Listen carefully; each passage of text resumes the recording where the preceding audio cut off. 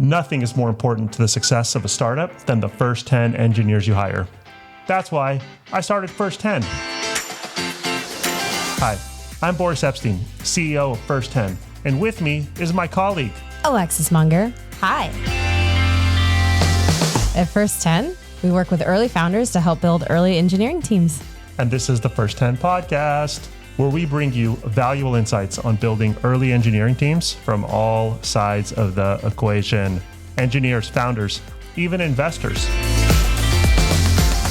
On today's episode of the First 10 podcast, we're talking to Ashley Pelzel, a true force in the world of operations and negotiation. What a fun conversation that was. Mm-hmm. What really jumped out was her time at Bridgewater, and it seemed like they really instilled this kind of first principles approach there, and she had mentorship, and she was able to accomplish all these things. And I love that she left there feeling like she could kind of just take on the world. Yeah, that confidence is priceless, right? And then I love that her kind of key theme in landing something with an early startup was serendipity. Yeah. She's kind of just like, trust myself, trust the process, trust it all to kind of fall into place the way it's supposed to fall in place. So She really led with her gut. She really led with her kind of intuition, and she was able to, meet some great people and, learn some great things. And, serendipity really did lead the way to Astro. And, speaking of Astros, how cool was it?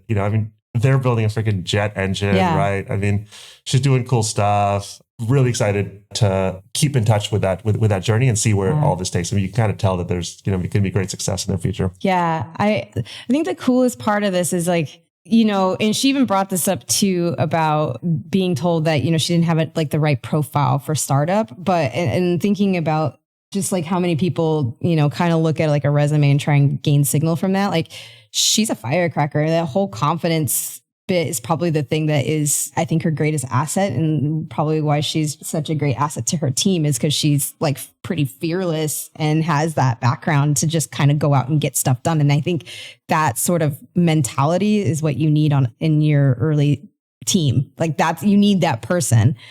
Not, you can't pick up that signal from a resume. You can only get that unless you're out there meeting people and networking and, coming across people in person and talking to them. So I think it was really cool to see somebody break that mold and nail it so well. Yeah. +1. Yeah. Such a poster child for that role and experience. Yep.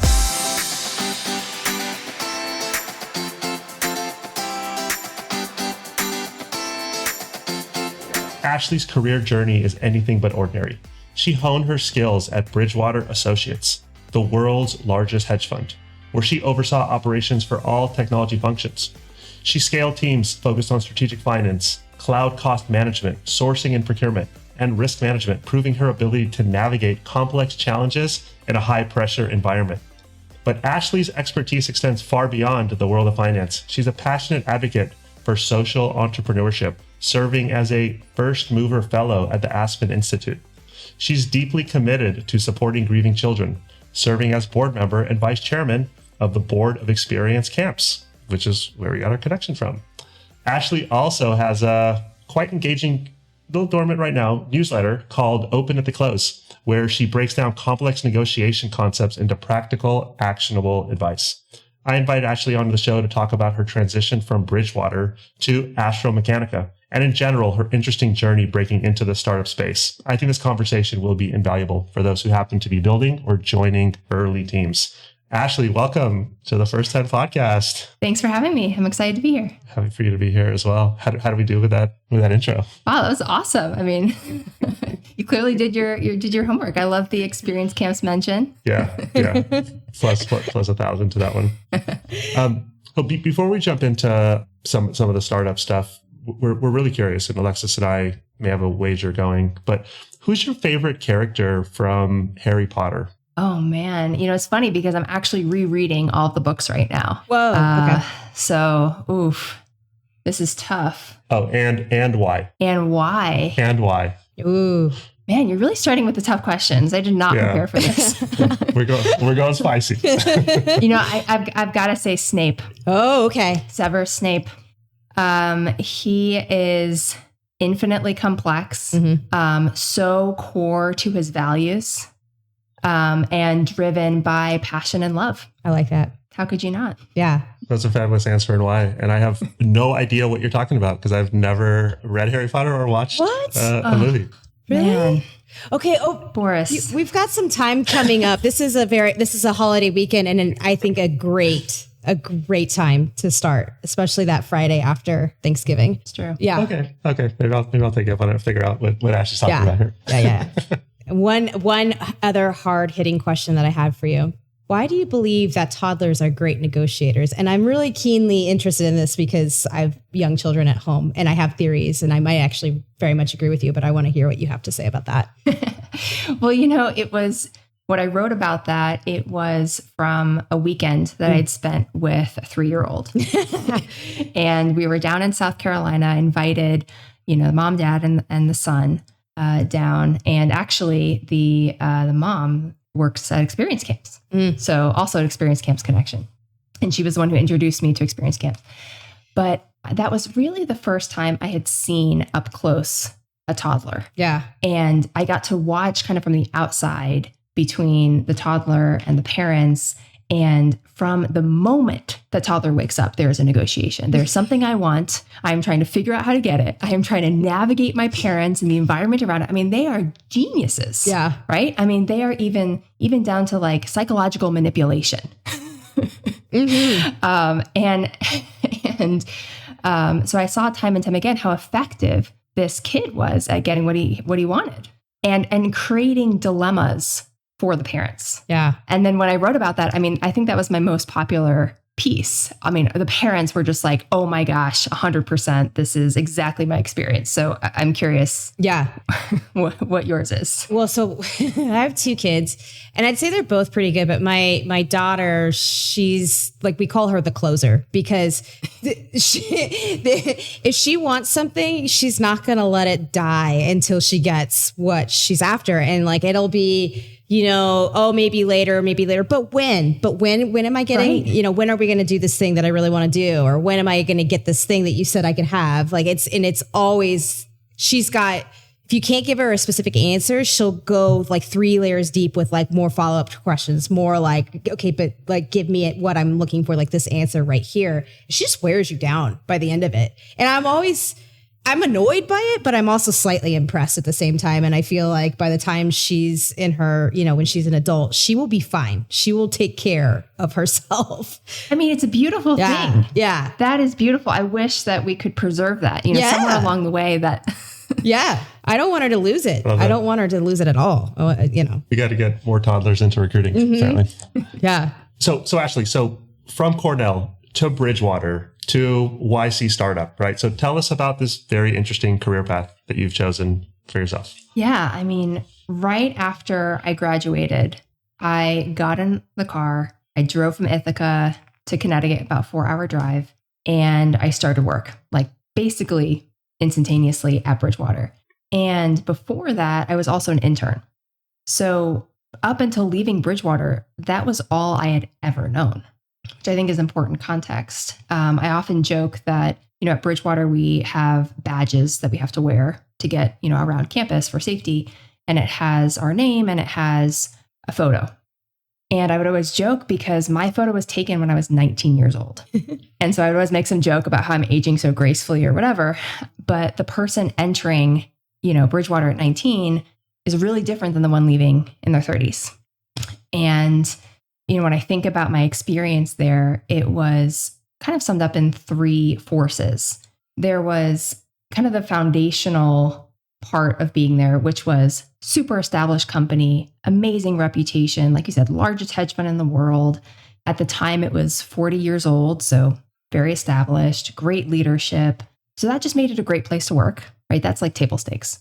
Then you layer on, there was a very intentional choice by the founders and senior leadership there to create a really unique culture, which was all about transparency, truth and excellence, giving each other feedback, having a high performing culture. And that worked really well for my personality. I immediately kind of clicked into that. And as somebody who is coming out of college, first job, this idea of an idea meritocracy, which is what Bridgewater is creating, which is you can be judged on the merits of your ideas, nothing else, right? Not how experienced you are, what you've done, whatever. If you work hard and you're curious and you're open-minded and you learn, you can do really well. So that's kind of set the stage for my career.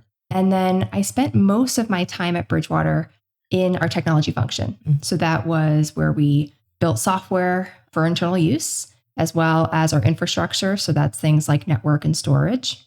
And in those groups, I had world-class mentors and managers. I mean, people who pushed me, who gave me runway, who fought for me, whose time for me felt infinite. And it made me feel that the only thing stopping me from achieving my goals was myself. And I still feel that to this day. I mean, that's ultimately what they instilled in me. And towards the end of those 10 years, I felt like a really well-trained thoroughbred at the starting stalls of a race. Like I had been training, great diet, I was an athlete. And I found myself asking myself the questions, how far can I run? Where can I go? What can I do? Yeah. And, I ultimately decided to leave Bridgewater in pursuit of answering those questions for myself. And when I walked senior leadership through that, it felt like a warm hug. They said, yeah, go for it. Like, you got it. Go see where you can go. And so that made it, a hard decision a little bit easier, knowing that I had the support of people who kind of helped me along those 10 years. And I knew at that point that I wanted something markedly different from the experience I had. I mean, Bridgewater, about 2,000 people, Westport, Connecticut. So I wanted something different. I wanted to, like I said, see how far I could run, cut my teeth on something else. And I had made the decision to leave in July of 2023. And I ultimately left and transitioned by the end of the year. So I had some time to really think about how did I want to approach this next chapter. I could talk to mentors. I did, some reflection of that. And I knew that I was going to be really good at planning. I'm going to have a plan, I have a goal, I'm going to go after it, all these things, because I'm a COO, like I'm an operator at heart. That's what I love to do. But I knew that what I would miss were the serendipitous opportunities, right? Like the things that just come and you can go for it and explore. And so I decided to make that my entire strategy. So my entire strategy for how I approached the next step in my career after Bridgewater was summed up in one word of serendipity. Oh. So what did that look like? Yeah. That looked like opening myself up as much as possible to say yes. It meant that I wanted to be as unconstrained as possible. So my husband and I packed up everything we owned and we put it into storage. We rented out our house. We booked a place down off the coast of South Carolina for a month. Right. Like we only planned 30 days in advance of where we were going to live. Yeah. Wow. Just again, to be able to, I optimized everything around being able to say yes, be able to take advantage of the opportunity if it were to come to me.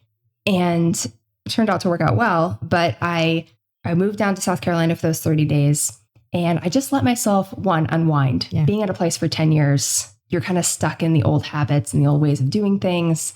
I let myself unwind, relax, reflect on what the last 10 years were like and what I wanted the next move to be. Yeah. And I met with everybody. I met with people in healthcare. I met with people in nuclear. There are amazing things happening in the world. Like that was my first reflection was, wow, I'm so excited about the world. Yeah. And people are doing such cool things that I want to be a part of. And I think I can be a part of. And I started to notice some patterns as I thought through what types of opportunities or companies were exciting. One pattern that emerged was, I didn't know it at the time, but it was like deep tech, hard tech, manufacturing, like doing things with your hands. And when I looked at the companies that I was interested in, a lot of them were based in this place I'd never heard of at the time, El Segundo, right? Boris, this is kind of where you and I first crossed paths, which is, I noticed them like, what the heck is this place? It's so weird. Why are all these companies here? And so I just book a flight. I don't know anybody. I book a flight. I spend a couple weeks out there and I spend time in the Smoky Hollow coffee shop. I meet founders. I go to a defense tech hackathon with like 200 sweaty people. I just let myself immerse myself there. And I actually posted a Twitter post, which I also created while I was flying to El Segundo, because I figured that's where people are. People are online on Twitter. And that's where I think, Boris, you saw that post. Oh. I saw that post the day before our mutual friend introduced us, which was the most random thing ever. Yeah. Wow. And I was posting about the defense tech hackathon that I had attended. But that trip was really important to me because it solidified that I did want to be a part of something where people were building something. And it got me plugged into the right people to be connected to that world. And through that, serendipitously, Ian Brook, so K2 Pilot is his Twitter, posted a video of his jet engine. And I saw that. And as I've been doing, I reached out and I said, hey, would love to learn more.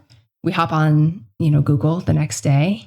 And it becomes very clear to me two things about him. One, that he is incredible at navigating the idea maze of aviation. Everything from like a 30-year vision all the way down to the plan to get there, back to every single formula and technical component of the technology, and the fact that he could also build it himself. So like that was just amazing. And because I had just spent months talking with, over 200 founders, I was able to juxtapose how different he was from others. Mm-hmm. And then the second thing is that he was incredibly self-aware.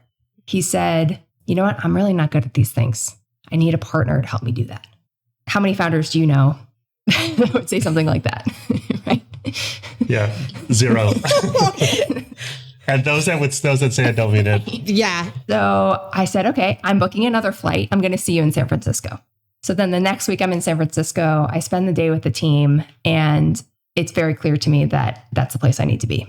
And so I pick up everything. My husband and I move to San Francisco, and then I start work like a week later. Wow. That's the story to get there. That's wild. That's wild. You seem like you're still kind of basking in the amazement of what you've done.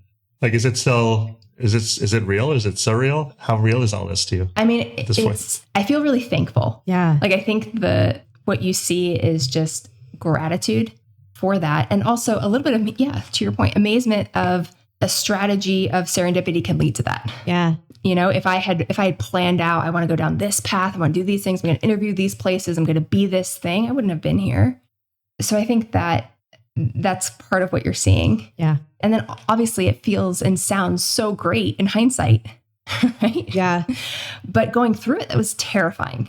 I had no idea what I was doing. I had never met any of these people. I didn't know if what I was doing was a total waste of time. So it never felt like I was on the right path in the moment. Yeah. And you moved in a week. I heard that right, correct? A week. Mm-hmm. Okay. I'm just amazed that full on move within 1 week is still like mind blowing to me, let alone like just like switching careers, all of that. That's crazy. Okay. Yeah. So maybe tell us a little bit more about Gundo. Like, what was it about Gundo that attracted you? Describe Gundo to someone who's never been there. Like, what's going on there that like contributing to all this buzz for people who know about it, but then, maybe even to people who don't know about it. Like, what's going on in Gundo? Well, I think there's Gundo that you can glean from the internet, right? Which is, you can be on Twitter, you can follow all these guys, you can read about Scott Nolan's Thank God for El Segundo, which is what I did. I did all those things. And the impression that you get is super entrepreneurial, scrappy, young people who are excited about what they're doing, building something, like a tight-knit community, right? That's kind of what you get. Also kind of a town that hasn't quite aged. Yeah. If you see photos, I mean, there's diners and it's kind of fun. Industrial. Yeah. And then I think the lens or the flavor that you get from when you visit and you meet the people is that, and this is what I wrote the Twitter post about, is that there's real soul here, which is when you talk to people, like when I would meet people for coffee, it was never about how successful they were. It was never about, how much money they could make or anything like that. It was about why they were doing what they were doing. I remember sitting across from a founder and he looks at me, he was pretty like pensive. And he's like, you've got heart.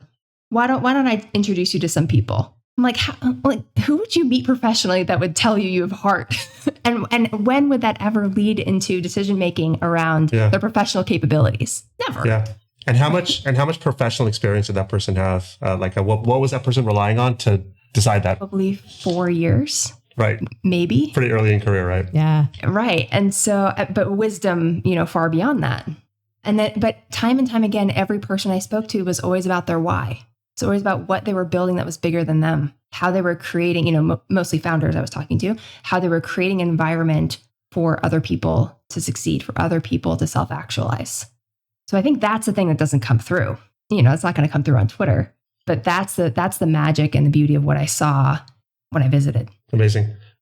I remember it feels like how you described it from the observer's perspective. It feels like there's a true renaissance happening there in some very important areas that America has had great history developing towards, but maybe has, paused or stalled or kind of whatever, word you want to use. And now there's some real excitement around it. It has to be really inspiring. Like you talked about heart, passion, it has to be really inspiring to see that energy being kind of extended to those areas of building and manufacturing and commerce. Totally. I mean, I remember coming back, and this was the same time I also started to understand American Dynamism, right? I listened to Catherine Boyle's, she did a kind of a keynote speech to open the American Dynamism conference. So I was also learning about that in parallel. And I remember my overwhelming takeaway from that trip was, man, I believe in America.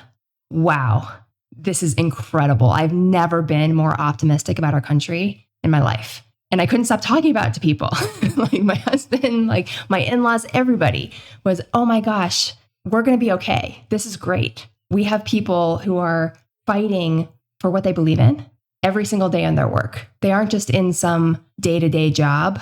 Like this is way more meaningful to them than a paycheck. Yeah. And I assumed that would extend beyond just Segundo. Like it's not the only place in America that would do that. And I found that to be true from my experience as well as I went to other, locations and talked to founders across the US. That's so cool. So I'm looking forward to the answer on this one, but I want to hear more about Astro Mechanica and, what the mission is. I'm going to start there. I'm really interested in getting to know this company. Well, it was founded by Ian Brook in 2021. So he is, I've already talked about how amazing he is, but he was actually working on figuring out how can he make affordable private jets. Yeah. Like that was the particular problem that was interesting to him. But along that path, he discovered a new type of jet engine architecture along the way. Yeah. And so he kind of veered off path and said, this is kind of interesting. Let me go explore this. And the this in the sentence is basically, if you take a traditional jet engine, you have the inlet, you take in air, you have a compressor that's basically increasing the pressure. You then have a combustor where you're introducing fuel, and then you've got kind of a nozzle at the end. What his idea was what if I took kind of like the middle stage, the turbine stage, and I decoupled it from the compressor?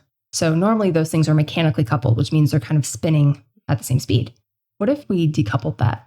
And instead of mechanically coupling them, you have them electrically coupled through the use of electric motors. By doing that, you can kind of keep all parts in their happy place, right? You can optimize for them being in the place that they like to operate the best, the most efficient.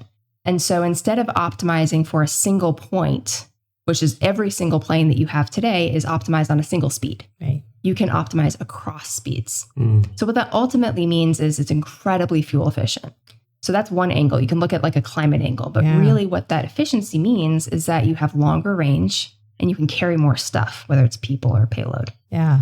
And so that's unlocking, because then you can say, okay, you can actually get from California to Japan in under 4 hours. Wow. That cannot happen today because you actually can't carry enough fuel to get you there. Wow. So it's a currently impossible mission, but with this technology could enable. So that's what's super exciting. Then you think about that and you're like, okay, wow. Now apply that to the entire travel industry. Right. And then you can get anywhere in the world in single digit hours. Yeah. So that's the mission, is to eventually get there. But that's a long way away. I mean, that's like decades. Right. So you've got to make money in the meantime. Right? So to do that, working backwards, and FAA certification is big. And so really we're going after defense applications now. It's an easier entry point. There are obviously a lot of defense applications for supersonic, and we're building our engine, then we'll build our plane and then apply those to some defense applications. That's kind of the high level. Wow. It's just so interesting to me because what the initial problem space was has now opened up so many different doors to solve even bigger things. Like you just never know where that path is going to lead you. That's so cool. Yeah. And it's very easy to talk about like a panacea. I don't mean that. Yeah. There's certain applications where it doesn't make sense. Yeah. But if you want to go long range, supersonic, this is kind of the technology for that. It's fascinating. So when you met Ian, what was like the match, and what was like thing he was so excited about you being able to do? Like, in other words, like what does the CEO of Astro Mechanica do? Oh man. Well, I get to think about questions like that we just talked about. Like, what is the world going to be like when we can go anywhere in single digit hours? And then I get to think about, how do you build jet engines? How do you build planes? And, if I kind of go through like a day in the life, we're in the office. We're in downtown San Francisco. We're a small team. I was employee number 9 when I was hired. And if you walk in our office, if you go to the leftmost room is where all of our engineers are. So you walk in, you see all these, big screens, and they're got all the CAD drawings up. And there might be, designing the next version of our compressor or combustor, whatever it is. Then if you walk straight ahead, you see our machine shop. We've got our head of manufacturing. He has a big screen up there, and he's programming the machines to actually make the parts. Then you have all of our machines working. And then if you go to the right, all the way down a corridor, you have our fabrication area. So we're welding, we're polishing, we're assembling things. So quite literally, you can walk through the entire life cycle of designing and building our engine in one area. That's how I get to start my day, which is super fun. I get to see that. And I can almost tell where we are based on what I see. So I look on the screen. I'm like, okay, good. That's we should be working on that. I can hear the polishing. I'm like, okay, good. That means our combustor is almost done. So that's how I get to start my day. And there's a thing that's going around on Twitter. It's like a touch metal. Yeah. Like, I think it's good for the soul to touch metal. So I touch metal every day. Okay. And then my day usually starts with Ian, where we are prioritizing. We're saying, hey, where are we dividing and conquering? Where we need to partner together? What are the biggest problems that we're not solving? Has anything come up that we need to update each other on? But that's really how we set the tone for the day. And the second thing we do is we go and check in with the team, and we understand what is the biggest problem that is stopping us from going faster today. Yeah. And then we solve it. Like last week, it was, we need to buy a vertical turning lathe, a VTL, because if we do that, we can cut our engine build time by 40 days. Wow. Right. So that was the most important thing I needed to go do. So I went and figured out how to go do it. Or it could be, we're debating a design, or it could be we've got a problem with a vendor, whatever it is. That's the thing that needs to happen first thing. And then from there, it's talking with DoD. So Navy, Air Force, the COCOMs, deeply understanding what are their needs. How can we partner with them to fulfill those? Then I'm recruiting. So I usually have an interview or two, right? We have 9 positions open. So I'm constantly trying to talk to even people that we don't have roles for, just to keep that active. And anyone who's interested, I like to at least make a connection with. So I'm doing that. Then I'm usually getting in the car and I'm driving 5 minutes down to our testing facility. We have our engine, a big warehouse on the water in the Bayview area of San Francisco. And our team is usually running a test campaign. So the engine's firing at different, RPMs. And sometimes I'm meeting an investor there and walking them through. They really like to see the engine fire. Yeah, so obviously meeting them down there and moving on. And we get to talk about the engine and have a good chat there. And then I'm talking to my head of business development and strategy. And we're talking strategy, tactics, who are our high value targets? What are the conferences we need to be going to? What are the, who are the people that we need to build relationships with? And then I usually go home. I have dinner with my husband. And then I do all the operations. So then I'm doing finance. I'm doing, our IT and security to make sure that we can do business with the government. I'm doing all the HR operations, all the stuff that keeps the company running, facilities, et cetera. That's kind of at the end of the day. So that's like a typical plethora of activities.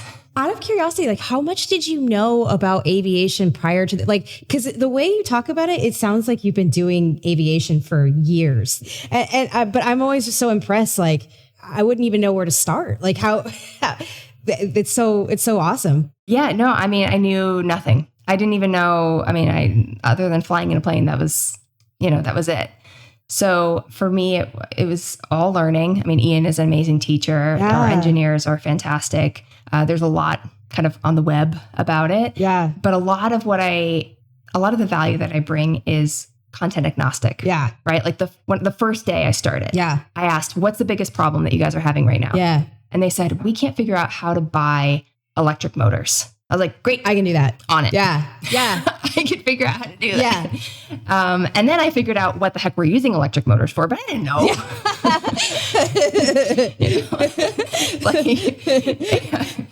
But I could do that. Yeah. And so it was through those, experiences, just taking it. And it's interesting because as I was thinking about going to Astro Mechanica, or even before that, I got the feedback that I wasn't a 0 to 1 person. I wasn't a 0 to 1 thinker. Oh, this is an interesting topic. Yes. Yeah. Who gave you that feedback? Yes. A lot of people actually. Okay. I talked to investors because part of my search, I wanted to not only talk to founders, but I wanted to talk to people who were investing and kind of hear their perspective on the market, right? Yeah. So investors would often say to me, you shouldn't go that early. You're not 0 to 1. You have no experience in that.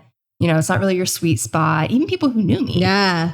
And now I just think that's just total BS. Yeah. Meaning not just me, but I don't even think the concept of labeling someone as 0 to 1 or not 0 to 1 doesn't make any sense. What I found is that really what it takes to be a 0 to 1 thinker is you need to have an incredibly strong bias for action and learning from it. Mm-hmm. And you need to check your ego at the door of whatever job you do. If you need to take out the trash, literally, you're going to take out the trash. Yeah. Right? If you're going to refill the bathroom, restock the bathrooms, you're going to restock the bathrooms. And if you have those two things, you can basically cut it. Yeah. I mean, that's what I learned. If you don't want to do those things, that's a different story. Yeah.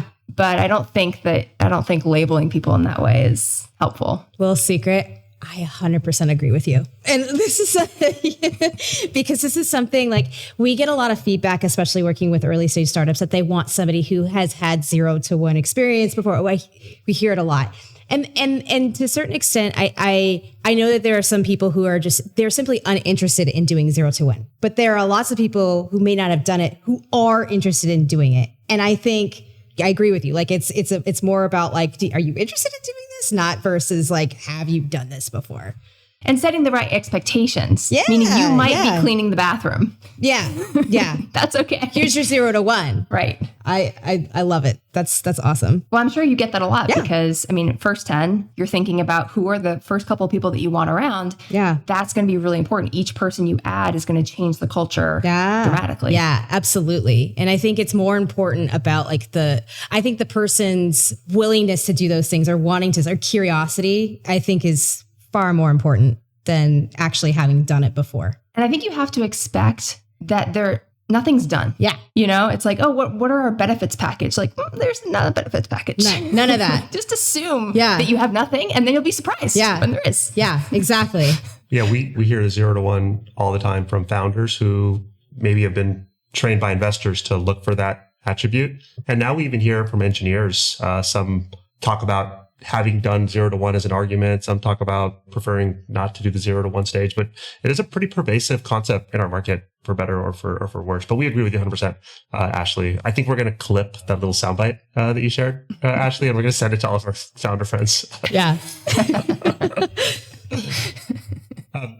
So curious, Ashley, you've had success at Bridgewater from the beginning of your career. Then you took this, really kind of unique and interesting and pretty inspirational approach. Seemed like that kind of worked out in some nice ways for you. Now you're at Astro Mechanica and you're doing your job sounds cool, and it sounds like what you guys are building sounds really cool. What's a piece of advice you would embark on either someone who's interested in being a founder or someone who's interested in joining an early team? Yeah, I don't know about a founder because I'm not one. But I'm sure you've observed, and I'm sure you can offer a perspective. For sure. I think the advice that I would give is that don't underestimate the importance of the people that you're working with. It's very easy to get attracted to a sexy mission, to be attracted to the company persona, right? The brand, marketing, whatever. But again, when it's a small company, every single person has a significant influence on the culture and what your day-to-day is going to be like. So I think don't underestimate, who you're in the trenches with every day. Yeah. Like, who do you want to stay late with, right? Like, there's one story I love to tell with Astro Mechanica is, you've probably seen some of our videos of our engine firing. Yep. And if you see that, you can see a big bulletproof glass structure that's around it. We designed that and we built it ourselves. You probably can't see, but there's a bolt like every couple of inches, which meant that we had to bolt thousands of times. Wow. By hand. And we were on a deadline. And this was like, oh my gosh, like it wasn't going fast enough. There were delays. And I remember we finally got all the parts to do it. Like, okay, we could assemble it. And that was on a Friday. And I come in on a Saturday and everybody's there. On Saturday. But nobody planned that. Yeah. Nobody said, we have to come in. This is important, da-da-da. It was the people independently knew that. They came in, they moved things around. I brought my husband with me. I'm like, this is what we're doing today. This is our weekend. Wow. But that to me was such a visual representation of the people that you're in the trenches with. Like, who is going to build that test stand with you or test cell, Yeah. Yeah. Like, ultimately, that's what makes the day-to-day worth it. I love that. And that's such a nod to, you said like the importance of the early team, right? We spend our days literally working with founders to build their early teams. Right. And so just kind of continued reaffirmation of that. That's so cool. We have heard so many stories about Bridgewater because we both know somebody that's been there and they know that they have like this crazy culture, but I'm dying to know if you have any like fun stories from that. Fun in what way? Meaning what aspect of it? Fun in a crazy maybe way. Fun in a crazy way. Fun in a crazy way. Yeah. In a crazy way. I'll tell you some stories that I've heard, and then maybe that'll spark your memory. Spark it. Yeah. I heard a story of someone losing what they called their box. Bridgewater. Oh. It was their box in an org chart, and they were boxless for a moment. So I've heard about that. I've heard about the reference of give them the habanero. Oh, I haven't heard that one actually. You haven't heard that one? Huh. If you're talking to someone in pursuit of the truth and something about the pursuit of that truth seems painful to the person that you're talking to, you can't stop just because of empathy for the person's experience. You must give them the habanero and that must take them through whatever it is that's standing in there. So, I mean, I think what's interesting is all of the stories that you hear about it being a really hard place and like feedback and all this stuff, you kind of get this initial impression that you think people are like yelling at each other all the time, right? Like they're intentionally figuring out, how do I be mean and push your buttons? Yeah. That's actually not the hard part at all, because it's very easy to dismiss that. If you're like, if someone is like yelling their face off at you, you're like, okay. Yeah. That's a you thing. That's not a me thing. Yeah. Right. Or if they're being mean, you're like, okay, that person's a jerk. What's really hard is when you get feedback on something that you think you're really good at. Yeah. Like there's one thing where someone's like, oh, you're disorganized, but like, you're disorganized and you kind of think like you almost make fun of yourself for it. You're like, yeah. But there's a total other one where you are told that something that you feel is so core to your identity and who you are and you pride yourself on, and then you learn that you weren't good at it. So an example of one that happened to me. When I started at Bridgewater, I was in our management program. So basically like day one, I was a manager, which seems crazy now. And I had my first review cycle. We had it like about every 6 months or something. Yeah. And I was told that I had basically no empathy. And empathy at Bridgewater meant that you could put yourself in somebody else's shoes. Everything from you could put yourself in their shoes from their situation, from how they think, from their personality. Like you can really adopt that perspective for a moment and then understand where they're coming from. And I remember that shocking me to my core, because I thought I was so good at reading people. I had like this IQ and I really had to sit with that and say and listen to what they said. And I was like, oh my God, I am really not good at that. Yeah. And it felt like one of the foundational blocks of who I was just shattered. If I'm not good at that, then, Yeah. And you kind of have to break down to build up, right? But that's what makes it hard. That's why people say it's a cutthroat culture and all these things. And then the other part of it is you have some of the smartest people in the world because they're coming here because they want to solve one of the hardest problems, which is how do you understand the world better than anyone else? That's a really hard problem. Yeah. So you attract really smart people. Yeah. And those smart people are telling you what they think, which means they're telling you what they think about you. And they're probably right. And so then you're like, oh man.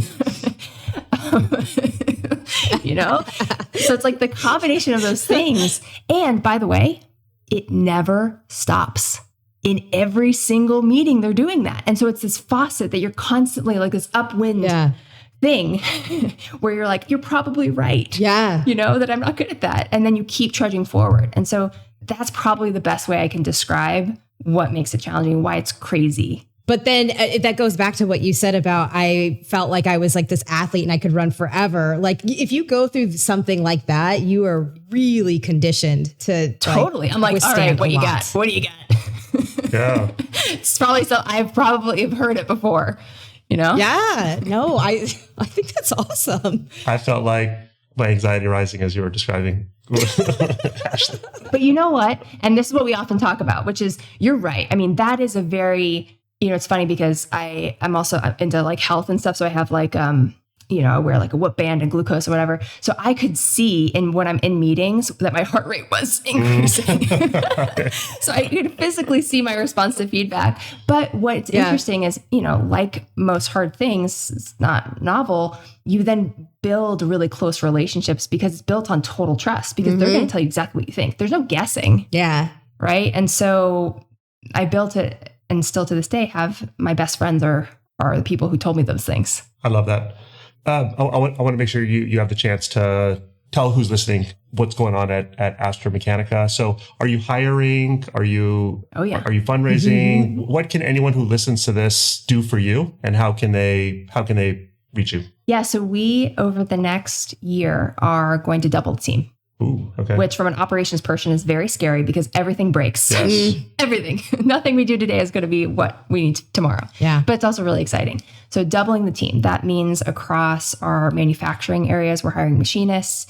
That means in our propulsion area, we're injecting more engineering talent there. And then we're starting up our airframe team. This is an entirely new pillar that we're going to be starting in terms of structural people, aerodynamicists, inlet specialists. That's standing up. And then we're also bolstering our avionics and our software teams. So basically, there's not a place that we aren't hiring right now. Yeah. And that's all in San Francisco. Again, we really think that being in person, touching metal is part of what makes us win. So we're looking, for high quality talent across, I think, about 9 roles right now. Wow. Love that. Okay. So you heard it here first. If you're one of those people or super passionate about the space, then reach out to Ashley. And where can people where should people apply? Where should people go to read more about the jobs or to get in touch with you all? Yeah. So website is astromecha.co, so .co. We have a job board there. We also have all of our press, all of our videos that I talked about. So should give you a pretty good understanding of our background, what we're looking for. Awesome. So go there, or if you're friends with one of us, then reach out to us directly and happy to make the connect. Awesome. Cool. Well, thank you again so much, Ashley, for joining us. We had so much fun. This is fun. This is really fun. I feel like we kind of saw a little glimpse of the world through your eyes. So we really appreciate you sharing with us. It was awesome. Thanks for having me. And that brings us to the end of this episode. Do let us know what you thought of our episode on our Twitter or LinkedIn. Look for the links in the show notes. Both Alexis and I are not professional podcasters, as I'm sure you could tell. We just love talking about early stage startups. And if there's a recruiting related question you'd like answered, or you could use help with anything hiring related, jump on our website. It's www.first10.com. That's 1st10.com. And we'll do our best to get that answered for you. Thank you so much for staying with us till the end. My name is Boris, and with me is Alexis Munger. And we'll see you next time on the First 10 Podcast. Bye.